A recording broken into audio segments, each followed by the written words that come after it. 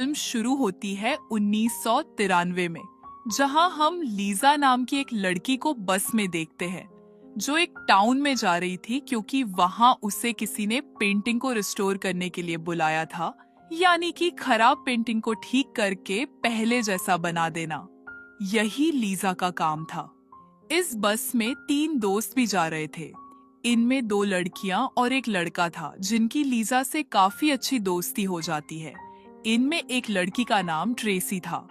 ये तीनों ही साइंटिस्ट थे जो उसी टाउन के एक गांव में जानवरों पर रिसर्च करने के लिए जा रहे थे। रात को ये सब उस टाउन पर पहुंच गए। लीजा को तीनों के साथ काफी अच्छा लगा, इसीलिए वो कहती है क्यों ना काम से फ्री होने के बाद हम कहीं घूमने चले जाए। इस पर ट्रेसी कहती है कि कुछ दिन तक हमारा काम बिल्कुल खत्म हो जाएगा, फिर मिलते हैं। और हाँ, हम एक बार में मिलेंगे जो करीबी है। अब ये तीनों तो जंगल की तरफ चले गए, जबकि लीजा होटल के लिए निकल जाती है। अगले दिन लीजा एक बस स्टॉप पर बैठकर बस के आने का इंतजार कर रही थी ताकि वो उस मेंशन में जा सके जहां उसे पेंटिंग को रिस्टोर करने के लिए जाना था। तभी उसके पास एक लड़का आकर कहने लगा, मैडम, आप यहाँ बेकार बैठी हैं, इधर कोई बस नहीं आ रही है, और वैसे आपको कहाँ जाना है? जब लीजा उस मेंशन के बारे में बताती है तो लड़का कहता है, मैं भी वहीं जा रहा हूँ, तो चलिए आपको भी छोड़ देता हूँ। तब लीजा उसके साथ चली जाती है। रास्ते में उस लड़के ने पूछा, आप वैसे यहाँ क्या करने आई हैं?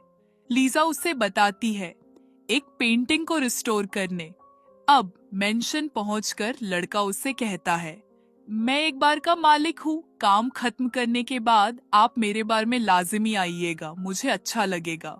अब लीजा उसे भी गुड बाय बोलकर मेंशन में आ जाती है, जहाँ उसकी मुलाकात वहाँ की मालकिन से होती है जिसका नाम एमा था। वो काफी जवान और खूबसूरत थी। लीजा को पेंटिंग दिखाती है जो काफी बड़ी थी और उस पर मोटी मटी कालिज की तह जमी हुई थी, जैसे पता न हो कितने सालों से उसे किसी ने साफ भी नहीं करवाया। इसी पेंटिंग को लीजा ने साफ करना था। पहले यह काम उसके डैड को दिया गया था, लेकिन वो मसरूफ थे तो उनकी जगह लीजा आई थी।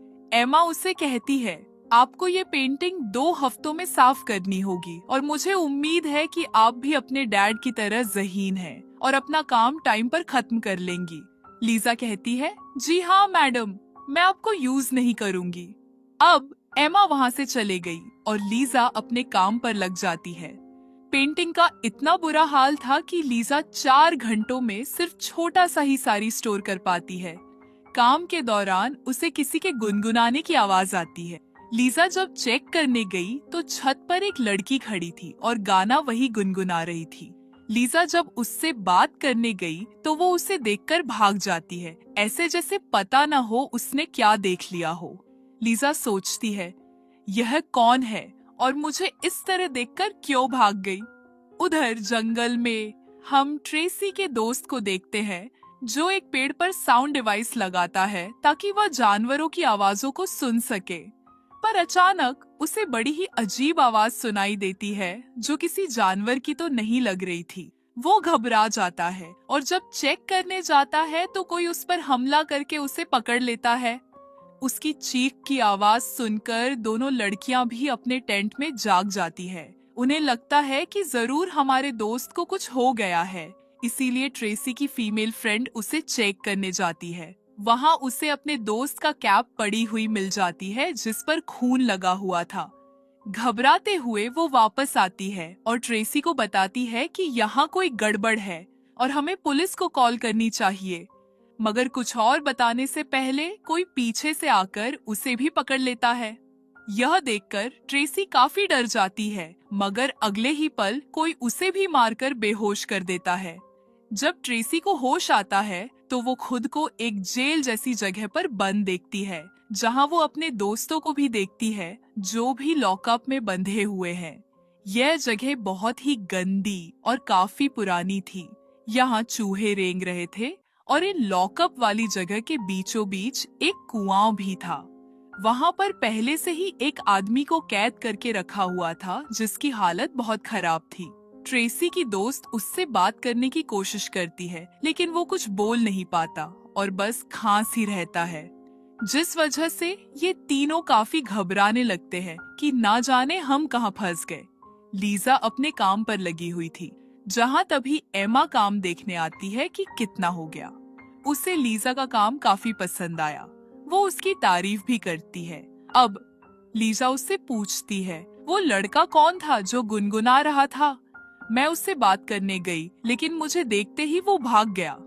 एमा कहती है, वो मेरी ही बेटी है, बस क्या करूं, ऐसे ही है। वो नए लोगों से घुलने मिलने में उससे टाइम लगता है। फिर वो लीजा को खाने पर आने का कहकर वहां से चली जाती है।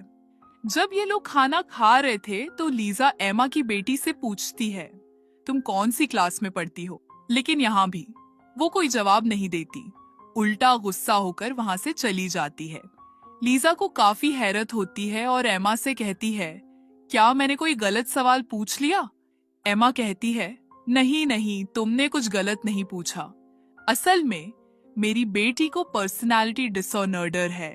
वो हालांकि 13 साल की है, लेकिन खुद को बड़ा समझती है। बाकी बच्चों से उसकी नहीं बनती, इसीलिए मैंने उसे स्कूल भेजना बंद कर दिया है।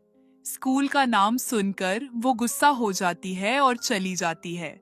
दूसरी तरफ जहां वो लोग कैद थे, वहां एक काफी लंबा चौड़ा सेहतमंद आदमी आता है, जो ताकतवर लगने के साथ साथ पागल भी लग रहा था, जैसे उसका दिमाग ठीक न हो। वो हालांकि बूचर था, जो लोग गोश्त का काम करते हैं, लेकिन वो अजीब सी आवाजें निकाल रहा था और बिल्कुल किसी ज़ॉम्बी की तरह चल रहा था।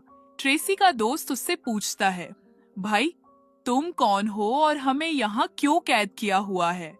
लेकिन बूचर कोई जवाब नहीं देता। वो कुएं के पास आता है, रस्सी से बंधा हुआ एक बर्तन, और कुएं में अंदर से कुछ निकालता है, लेकिन हम फिलहाल नहीं देख पाते कि बर्तन में क्या है। ट्रेसी के दोस्त को उस पर गुस्सा आता है। वो बूचर पर चिल्लाने लगता है, काफी बुरा भला सुनाकर उसे गालियां देने लगता है। बूचर को बहुत गुस्सा आता है और वो उसके सेल की तरफ बढ़ने लगता है। लॉकर खोलकर ट्रेसी के दोस्त को मारने के लिए अंदर जाता है। हालांकि वो भी बूचर से लड़ने की कोशिश करता है, लेकिन वो इतना ताकतवर था कि उसे खूब पीटकर अधमरा कर देता है। जब उसका दिल नहीं भरता तो बड़ा सा बूचर नाइफ उठाता है, जिससे वो ट्रेसी के दोस्त के पेट को चीर के रख देता है और उसे ऐसे उठाकर कुएं में फेंक देता है, जहाँ कुएं में किसी चीज ने उस पर हमला कर दिया। हम बस उसकी चीख की आवाज ही सुन पाते हैं, जो सुनकर ट्रेसी और उसकी दूसरी दोस्त भी कांप जाती है। मेंशन में पेंटिंग को साफ करते हुए लीजा को एक भयानक मंस्टर का चेहरा दिखाई देता है। वो जब उसे कट्टर से साफ करने लगती है तो उसके हाथ में चोट लग जाती है।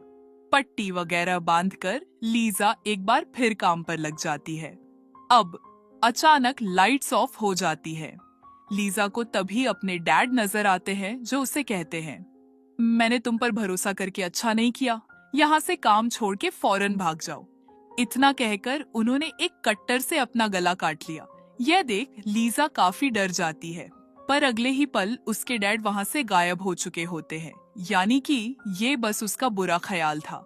लॉकअप वाली जगह पर पहला कैदी उनसे कहता है, मुझे बाहर जाने का रास्ता मालूम है, अगर मैं बाहर चला गया तो मदद ला सकता हूँ, मगर जो छोटा रास्ता है मैं उसे खोल नहीं पा रहा।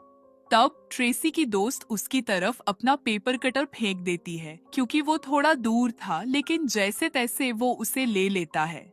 लड़कियां इससे खुश हो जाती हैं, क्योंकि इस आदमी के रूप में उन्हें उम्मीद नजर आ रही थी कि हम यहाँ से बचकर निकल जाएंगे।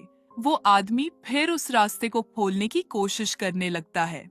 उधर लीजा जब सो रही थी तो अचानक उसके पीछे से एक बिना बालों वाली औरत आ जाती है। वो लीजा का गला पकड़ लेती है। उसने कपड़े भी नहीं पहने हुए थे। लीजा खुद को छुड़वाने की कोशिश करती है, लेकिन औरत बहुत ताकतवर थी। वो लीजा पर हमला करती रहती है, पर अगले ही पल लीजा की आंख खुल जाती है। उसे पता चलता है कि यह भी मेरा बुरा सपना ही था। पर जब उसने सामने देखा तो पेंटिंग में वह उसे बिना बालों वाली औरत को देखती है। लीजा जब उसे देख रही होती है तो उसके कानों में किसी लड़की की दर्द भरी आवाजें सुनाई देने लगती है। तभी यहाँ पर एमा की बेटी आती है। वो बताती है कि बिना बालों वाली औरत एक विच है, एक चुड़ैल जो सालों से इस मेंशन में रह रही है। साथ ही ये पेंटिंग भी कर्ड है, इनके शाप भी है। अगर तुम इसे पूरा रिस्टोर कर दोगी तो तुम भी शापित हो जाओगी, तो अपना काम यही छोड़ के वापस चली जाओ। इतना बोलकर वो वहाँ से चली जाती है, लेकिन लीजा को कुछ समझ नहीं आता कि वो क्या कहकर चली गई है। वो फिर बार के मालिक से मिलने जाती है और उसे अपना सारा मसला बताती है कि पेंटिंग बहुत ही ड्राउन और अजीब है। जब से मैं यहाँ आई हूँ मुझे अजीब ड्राउन सपने और ख्याल आते हैं जो बिल्कुल सच लगते हैं। इस पर वो कहता है, ऐसा कुछ नहीं है जैसा तुम सोच रही हो। ये सब तुम्हारे साथ काम के टेंशन लेने से हो रहा है। तुम्हारे पास पेंटिंग रिस्टोर करने का टाइम कम है, जानता हूँ, लेकिन मुझे उम्मीद है कि तुम वो कर दोगी और तुम्हारे डैड भी तुम पर बहुत नाज करेंगे। कहते हुए वो लीजा की हौसला अफजाई करता है ताकि वो अपना काम अच्छे से कर सके और टाइम पर पूरा कर दे। उधर बुचर फिर से आता है। एक बार फिर रस्सी से बंधा बर्तन वो कुएं में उतारता है। वहाँ जो कोई भी रह रहा था वो अपना हाथ काटकर बर्तन में अपना खून डालता है। बुचर फिर बर्तन बाहर निकालकर वहीं रख देता है और अब वो उस कैदी आदमी को कुएं में फेंकने के लिए जाने लगता है। ट्रेसी की दोस्त सोचती है, अगर ये मर गया तो हम बाहर कैसे निकल पाएंगे। इसीलिए वो बूचर को गालियां निकालकर उसका ध्यान अपनी तरफ करती है। इसीलिए बूचर अब आदमी को छोड़कर ट्रेसी की दोस्त के पास आकर उसका गला पकड़ लेता है। फिर वो उसका लॉकअप खोलकर घसीटकर उसे बाहर लाता है। बूचर नाइफ से उसका एक हाथ काटकर अलग कर देता है। वो अभी भी नहीं रुकता और टॉर्चर करने के लिए उसे और तकलीफ देने लगता है। हम देखते हैं कि उसके पास अलग अलग किस्म के बहुत सारे हथियार हैं, जिनमें से वो सबसे खतरनाक नकील हथियार को चुनता है, जिसकी मदद से वो उसके पेट से मांस और खाल निकालने लगता है, जिससे वो दर्द में तड़पने लगता है। ना सिर्फ यह, बल्कि वो तो उसके चेहरे की खाल भी निकालने लगता है, जिसके साथ उसकी एक आंख भी निकलकर बाहर आ जाती है। फिर वो उसे उठाकर कुएं में फेंक देता है और कुएं में जो भी चीज रहती थी या हम पहली बार उसे देख पाते हैं, ये दरअसल एक भयानक क्रिएचर था जो दिखने में भी काफी डरावना लग रहा था और इसकी शक्ल पेंटिंग वाले क्रिएचर से मिलती जुलती थी। वो दर्दनाक तरीके से ट्रेसी की दोस्त का पेट छीड़ देता है, फिर उसकी अंडियां निकालकर बुरी तरह खाने लगता है और उस बेचारी की मौत हो जाती है। उधर एमा की बेटी एक कपल को देखकर जेलस होते हुए रोने लगती है, जहाँ तभी उसके पास लीजा मिलने आती है। वो कहती है, तुम्हें आखिर क्या परेशानी है, मुझे बता सकती हो। तब एमा की बेटी कहती है, सारी गलती मेरी मॉम की है, उन्हें मेरी कोई फिक्र नहीं है, बस अपनी पड़ी। और मुझे तो लगता है कि मैं हमेशा अकेली रहूंगी, मुझे कभी कोई साथी नहीं मिलेगा। इतनी ही देर में एमा भी आ जाती है। तब उसकी बेटी उस पर गुस्सा करते हुए कहती है, चली जाओ यहाँ से, मुझे आप बिल्कुल भी पसंद नहीं है, मैं आपकी शक्ल भी देखना नहीं चाहती। अब एमा लीजा को लेकर कमरे से बाहर आ जाती है। वो कहती है, मेरी बेटी को दोस्त चाहिए, वो भी अपनी उम्र से बड़ा। अब तुम ही बताओ, आखिर मैं इसकी इजाजत उसे कैसे दे सकती हूँ, जबकि खुद तो वो छोटी है। बस इसी बात की वजह से हमेशा वो मुझसे नाराज रहती है। पेंटिंग वाला काम करने के बाद जब लीजा सो रही थी तो उसके कमरे में ट्रेसी एक व्हीलचेयर लेकर आती है। वो रो रही थी। व्हीलचेयर पर उसका जख्मी दोस्त बैठा हुआ था, जिसके पूरे जिस्म से खून निकल रहा था, जगह जगह से मांस नोचा हुआ था। ट्रेसी लीजा को देखकर बुरी तरह रोते हुए उससे मदद मांगती है, लेकिन अगले ही पल लीजा उठ जाती है। यानी कि यह भी उसका बुरा सपना था, पर इससे वो इतना डिस्टर्ब हो गई कि अपने दोस्त बार के मालिक से मिलने जाती है और कहती है, मैं बहुत परेशान हो गई हूँ सारी सूरत हाल से और अब मैं यहाँ नहीं रुक सकती, मुझे वापस जाना है, मुझे बहुत डर लग रहा है, यहाँ ऐसा लगता है जैसे इस पूरी जगह पर कोई अजीब सी चीज है। बार का मालिक कहता है, ऐसा कुछ नहीं है जो तुम्हें नजर आ रहा है, वो बस बुरे सपने और ख्याल है और तुम्हें अपना पेंटिंग वाला काम नहीं छोड़ना चाहिए। इतने टाइम से मैं भी तो यहाँ रह रहा हूँ, मुझे तो कभी कुछ अजीब नहीं लगा। अब लीजा उससे कहती है, बस में मेरे साथ 3 और लोग भी आए थे। मेरी उनसे दोस्ती हो गई थी। क्या वो तुम्हारे बार में आए थे? लीजा पूछती है, क्योंकि मैंने ही उनसे कहा था कि काम खत्म करने के बाद बार में मिलने आना। इस पर वो इनकार करते हुए कहता है, नहीं तो मैंने तुम्हारे अलावा किसी को भी नहीं देखा। लीजा कहती है, मगर ऐसा कैसे हो सकता है, क्योंकि मैंने ही उनसे कहा था कि हम कहीं घूमने चलेंगे काम खत्म करके। बार का मालिक कहता है, क्या पता वो काम खत्म करके वापस चले गए हो। हाँ, मैं एक काम कर सकता हूँ।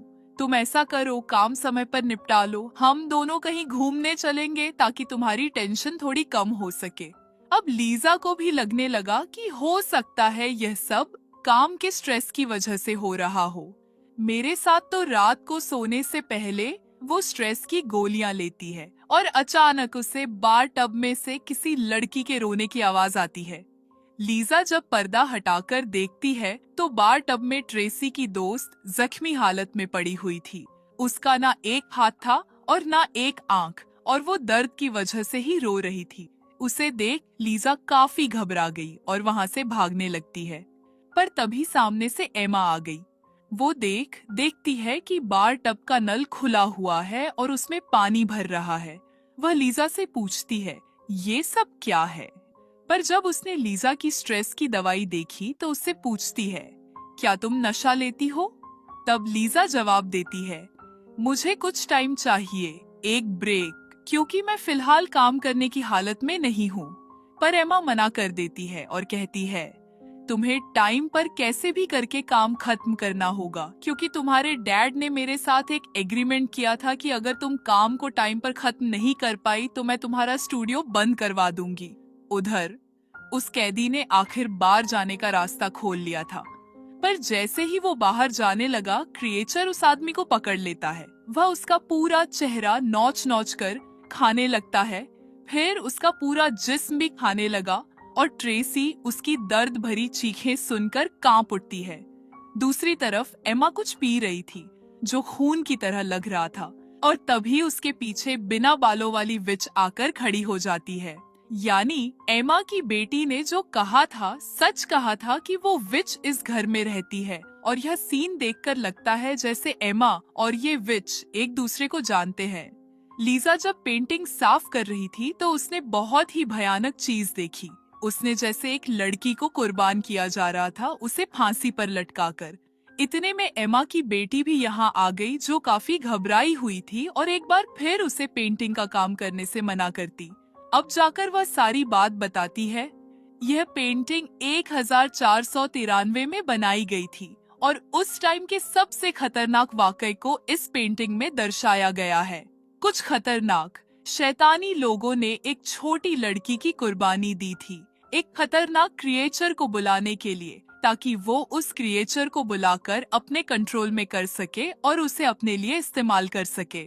यहाँ हम देख पाते हैं कि उस विच के साथ एमा भी मौजूद है, जिसका मतलब साफ था कि एमा भी एक विच थी और दोनों इस टाइम कोई मंत्र जैसी चीज पढ़ रहे थे, जिसे पढ़कर वो ग्रेजर उनके सामने घुटनों के बल बैठ जाता है। यानी कि उन्हें अपने वश में करने में ये लोग कामयाब हो गए।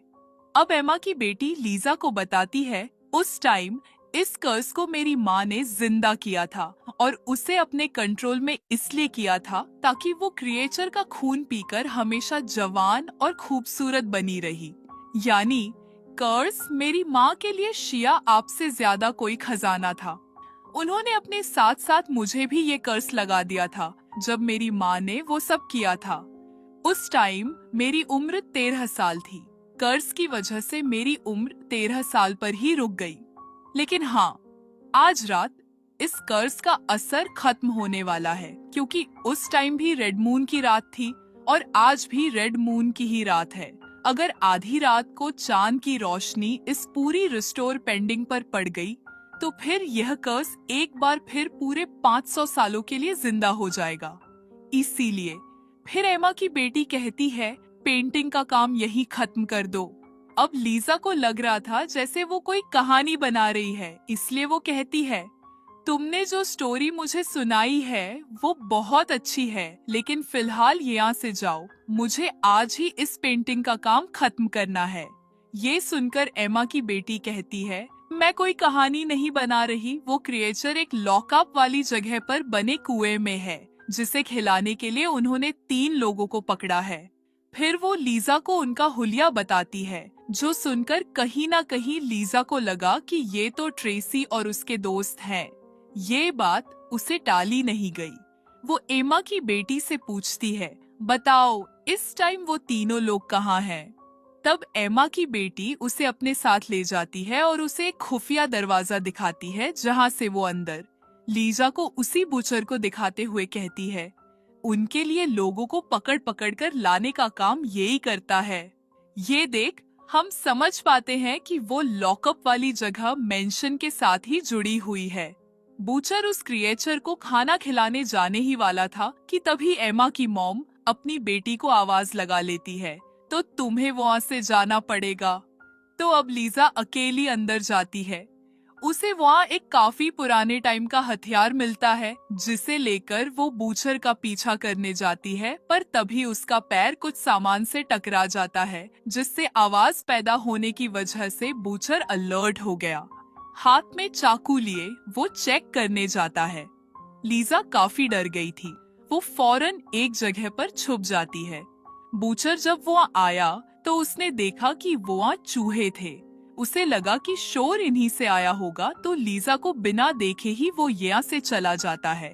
वो अब ट्रेसी के लॉकअप की तरफ बढ़ा, लेकिन उसे क्रिएचर को खिलाने से पहले वो उसके साथ गलत हरकत करने की कोशिश करता है। ट्रेसी उसके घुटने पर जोर से टांग मारती है और उठकर वो वहाँ से भागने लगती है, मगर उस बेचारी को ठोकर लग जाती है। वो गिर जाती है और एक बार फिर पकड़ी जाती है। अब बूचर उसे टॉर्चर करने के लिए अपना बूचर नाइफ उठाता है और उसी आग में अच्छे से गर्म करके वो ट्रेसी के चेहरे पर लगाता है। वो बेचारे दर्द में तड़पने लगते हैं, क्योंकि उसका पूरा गाल जल गया था। बूचर फिर उसे उठाकर कुएं में फेंकने लगता है, लेकिन तभी लीजा आकर उस पर हमला कर देती है। ट्रेसी उसके हाथ से छूट जाती है, मगर वो कोट के किनारों को पकड़ लेती है। अब बूचर और लीजा को मारने के लिए आगे बढ़ा, लेकिन लीजा उसे मार मार कर जख्मी कर देती है। जब वो नीचे पड़ा हुआ था तो लीजा ट्रेसी को कुएं से निकाल लेती है और दोनों भागने लगते हैं। बूचर को जब होश आया तो उसने देखा कि अब तो क्रिएचर को खिलाने के लिए कोई भी नहीं रहा। तभी क्रिएचर टाइम पर खाना ना मिलने की वजह से कुएं से बाहर आ जाता है। वो बूचर को काटने लगता है और उसे नोच नोच कर खाने लगता है। लीजा और ट्रेसी जब मेंशन से भागने लगती है तो सामने से क्रॉस बो लिए बार का मालिक आ जाता है। दोनों उसी मदद की मांग करते हैं, लेकिन वो उल्टा क्रॉसबो से उन पर ही हमला कर देता है। उसका तीर ट्रेसी के मुंह में जा लगाता है, जिससे वो ही खत्म हो जाती है। फिर वो क्रॉसबो दिखाते हुए लीजा को वापस मेंशन के अंदर ले जाता है, जहां कर से जुड़े सारे लोग लीजा का इंतजार कर रहे हैं और जबरदस्ती उसी पेंटिंग को साफ करने का कहते हैं। लीजा जब अपना काम कर रही थी तो उसे पेंटिंग में एमा के साथ साथ बार का मालिक भी दिख जाता है, जिससे वो समझ गई कि ये भी कर्ज का हिस्सा है, क्योंकि वो बार बार लीजा को पेंटिंग का काम खत्म करने के लिए उसकी हौसला अफजाई कर रहा था। अब लीजा को वो स्पेल्स, वो मंत्र भी दिखने लगे, जिन्हें पढ़कर ही इन लोगों ने क्रिएचर को अपने कंट्रोल में कर पकड़ लिया था। तभी एमा की बेटी यहाँ आकर लीजा को पेंडिंग से हटा देती है। उसने हाथ में मोमबत्ती पकड़ी हुई थी, क्योंकि वो पेंटिंग को जड़ने वाली थी, लेकिन एमा उससे ऐसा करने से मना कर दी और कहती है, मेरी बेटी, ये सब मैं तुम्हारे लिए ही तो कर रही हूँ। इस पर वो कहती है, नहीं, मेरे लिए नहीं, बल्कि आप खुद के लिए कर रही हैं। मेरी उम्र हालांकि इतनी ज्यादा है कि मैं बूढ़ी हो गई हूँ, लेकिन कर्ज की वजह से मेरी आत्मा एक बच्चे के अंदर कैद है और आपने मुझे भी इस श्राप से भरी जिंदगी गुजारने पर मजबूर कर दिया है। इससे मैं बिल्कुल खुश नहीं, बहुत तंग हूँ। तब एमा बार के मालिक से कहती है, मेरे बेटे को भी मारो। वो जब आगे बढ़ा तो उसे मारने के लिए कहता है कि तभी बीच में लीजा आ गई। लीजा पेंटिंग वाला लोशन बार के मालिक के मुंह पर गिरा देती है। ये देख एमा उसके हाथ से क्रॉसबो लेकर लीजा पर हमला कर देती है और उसे तीर मार देती है। फिर वो अपनी बेटी को मारने के लिए भी आगे बढ़ी, लेकिन तभी ठीक आधी रात का टाइम गुजर गया और क्योंकि पेंटिंग पूरी तरह रिस्टोर नहीं हुई थी, तो लाल चांद की रोशनी भी सही से उस पर नहीं पड़ पाती, जिस वजह से ये कर्ज यहीं पर खत्म हो जाता है, जिससे श्राप से जुड़े सारे लोग तड़पने लगते हैं और उनके मुंह से खून आने लगता है, क्योंकि अब वे भी अपनी असली उम्र में वापस आ रही होती हैं। एकदम से सब लोग बूढ़े हो गए और क्योंकि उनकी उम्र हजारों साल थी, इसीलिए राख बनकर वे उड़ जाते हैं। तभी एमा की बेटी को भी कुछ होने लगता है। वो लीजा से कहती है, मुझे माफ करना, मैं भी तुम्हारी मदद नहीं कर पाऊंगी, मेरा भी टाइम आ गया है, मुझे जाना होगा। वो भी फिर बूढ़ी हो जाती है, लेकिन अपनी असली उम्र में आकर काफी खुश होती है, क्योंकि आज फाइनली इस श्राप से उसे छुटकारा मिल गया है और फिर वो भी राख में बदल जाती है। अब जैसे तैसे लीजा अपना तीर निकालकर खुद को संभालते हुए येया से जा रही है, तभी सामने से वो क्रिएचर आने लगता है। इसीलिए लीजा जल्दी से दरवाजा बंद करके उस पेंटिंग की तरफ भागती है और स्पेल्स वाले हिस्से को साफ करने लगती है। जब तक क्रिएचर दरवाजा तोड़कर अंदर आता, स्पेल्स वाला हिस्सा साफ होकर नजर आने लगा था। लीजा जैसे स्पेल्स को पढ़ती है, क्रिएचर तड़पने लगता है, यानी इस बार लीजा ने उसे कंट्रोल में कर पकड़ लिया था। इसके बाद हम कहानी में सीधा 30 साल के बाद का टाइम देखते हैं, जहां पेंटिंग पूरी तरह रिस्टोर हो चुकी थी, जिसे जाहिर है कि लीजा ने ही साफ किया था, क्योंकि अब वो इस मेंशन में रहने लगी थी। लेकिन हम देखते हैं कि हालांकि 30 साल गुजर गए हैं, लेकिन लीजा आज भी वैसी की वैसी ही है, यानी वो आज भी जवान ही दिखाई दे रही है। उसने उस जगह को एक लैब में बदल दिया था और यह उसने क्रिएचर को खुला नहीं छोड़ा था, बल्कि पकड़ के रखा था। वो क्रिएचर के खून को अमीर अमीर लोगों को बेचकर बिजनेस चला रही थी और उसने ऐसा तरीका भी ढूंढ लिया था जिसमें वो क्रिएचर को बिना इंसान खिलाए भी जिंदा रख सकती थी। अब लीजा इतना इसलिए बदल गई थी क्योंकि जी हाँ, वो भी श्रापित हो गई थी, क्योंकि जैसा कि एमा की बेटी ने कहा था, अगर तुम पेंटिंग को रिस्टोर करोगी तो तुम भी श्रापित हो जाओगी। तो लीजा के साथ वो ही हुआ था और उस पर ये श्राप का ही असर था। श्राप लीजा की अच्छाई को खा गया और वो भी उन लोगों की ही तरह एक बुरे इंसान बन गई। और क्योंकि रिस्टोर का काम तो वो खुद ही जानती थी, इसीलिए हर बार इस कर्ज को जिंदा करती रही और क्रिएचर से अपना बिजनेस चलाती रही। इसी भयानक एंडिंग के साथ इस